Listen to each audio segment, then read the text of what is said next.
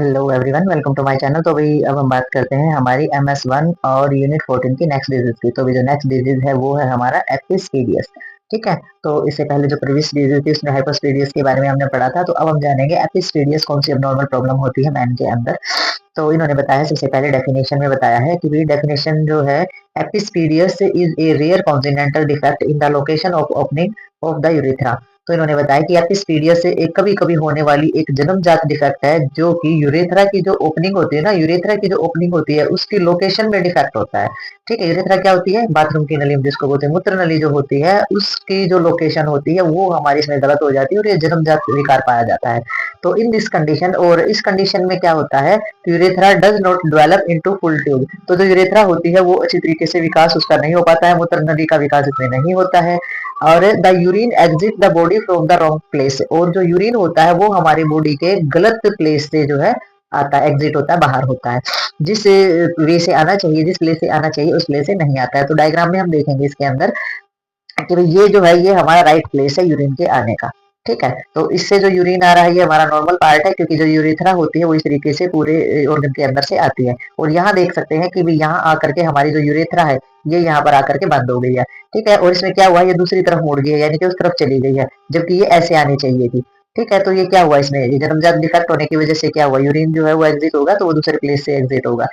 ठीक है। तो ये हमारी प्रॉब्लम रहती है एपिस्पीडियस के अंदर। तो कारण इसमें क्या क्या हो सकते हैं? कारण में हमारा नॉन कारण भी हो सकता है भैया, जिसका कारण ही पता नहीं है कि भैया ऐसे एबनॉर्मलिटी हो गया है। ठीक है।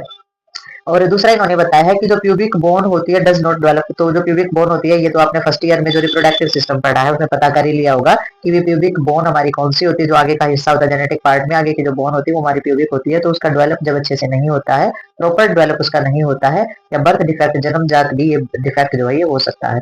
ठीक है। क्लिनिकल मैनिफेस्टेशन के अंदर हम इसमें देखेंगे, सबसे पहले मेल के अंदर क्या क्या प्रॉब्लम पाई जा सकती है।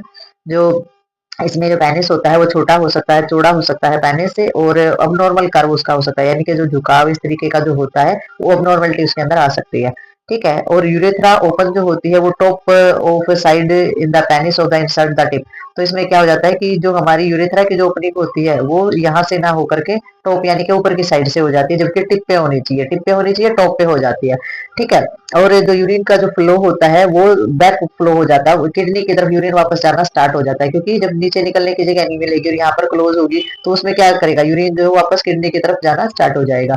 तो इसमें जो हमारा प्यूबिक बोन होती है वो उसकी चौड़ाई बढ़ना स्टार्ट हो जाती है। ठीक है। और यूटीआई यानी कि यूरिनरी ट्रैक इन्फेक्शन है वो हमारा होने की वजह से हो सकता है, या वो क्लिनिकल मैनिफेस्टेशन के अंदर ये सारी चीजें देखी जाती है। ठीक है। और ये तो था मेल के अंदर। और फीमेल के अंदर हम क्या क्या देखेंगे मैनिफेस्टेशंस के अंदर, कि यूरेथ्रल की जो ओपनिंग होती है वो ओपन बिटवीन द क्लाइटोरियस और लिबिया के बीच में पाई जाती है इसमें। और बट कभी कभी जो बेली यानी कि जो एब्डोमिनल एरिया है उसके एरिया में भी पाई जाती है। ठीक है। तो यूरिन की जो ओपनिंग होती है वो हमारी क्लाइटोरिस और लिबिया पार्ट को छोड़ करके बेली के अंदर भी हो सकती है, या फिर उसके बीच से हो सकती है, बिटवीन हो सकती है।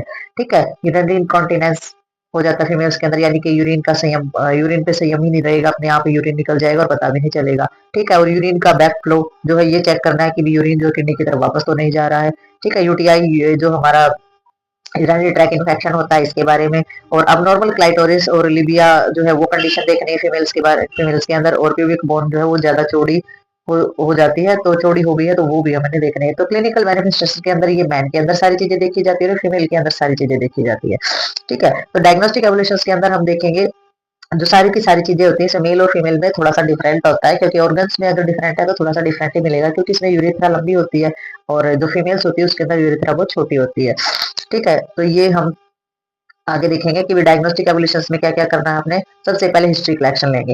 हिस्ट्री कलेक्शन का मतलब कि पहले किसी को रहा नहीं रहा, उस बच्चे को जन्म जाता है या अभी हुआ है, या कैसे डिफेक्ट की वजह से हुआ है, किस चीज की प्रॉब्लम रही है। और फिजिकल एग्जामिनेशन तो करना ही है कि यूरेथ्रा जो है उसका कहाँ से ओपनिंग हो रही है और कहाँ से नहीं हो रही है और किस हद तक हो रही है। तो कई बार ये यहाँ तक तो आया हुआ, कई बार यहाँ से भी हो जाती है। ठीक है। तो बहुत सारी प्रॉब्लम इसके अंदर रहती है, बहुत सारी विकृति विकार ये होते हैं। तो फिजिकल एग्जामिनेशन किया जाएगा, हिस्ट्री कलेक्शन इसका लिया जाएगा। तो नेक्स्ट देखते हैं इसके अंदर हम। तो भाई अब हम इसमें देखेंगे कि जो हमारा फिजिकल एग्जामिनेशन और सारे हिस्ट्री कलेक्शन के बाद आईवीपी कराया जाता है। तो आईवीपी में क्या हो जाता है हमारा इंट्रावेनस जो हमारा पॉलीग्राम बोलते हैं। तो इंट्रावेनस पॉलीग्राम में क्या होता है, ये ऐसा टेस्ट होता है हमारा कि जिसमें डाई वगैरह डाली जाती है और वेन्स के अंदर से जो हमारा अंदर यूट्रस, जो हमारी यूरेथ्रा है या फिर यूरिनरी ब्लैडर है, उसके अंदर जाकर के उसकी कंडीशन का पता लगाया जाता है। ठीक है, तो एक तरीके का टेस्ट ही होता है ये भी।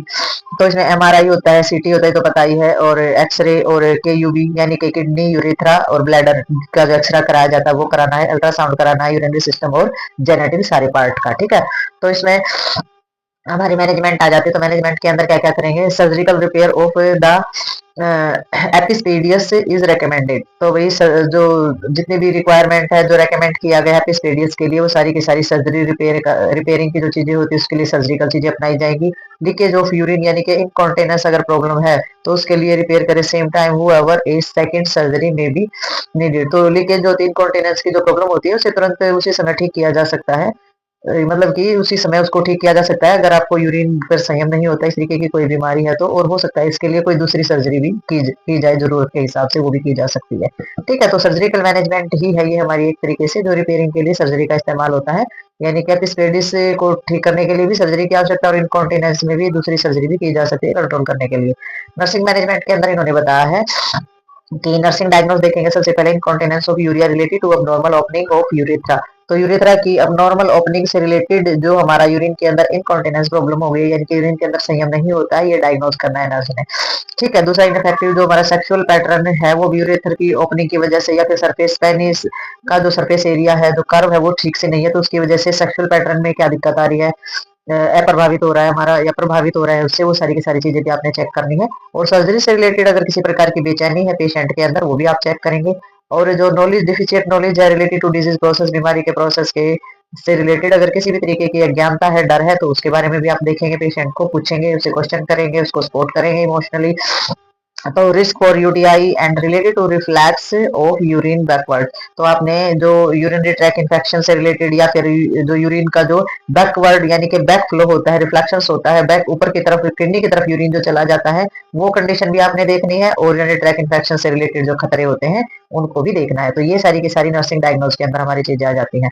ठीक है, तो नर्सिंग डायग्नोज के अंदर हमारी ये सारी चीजें आएंगी। तो ये हमारी जो डिजीज है ये हो गई है कंप्लीट। तो मिलते हैं नेक्स्ट डिजीज में और नेक्स्ट वीडियो के साथ, तब तक के लिए बाय बाय।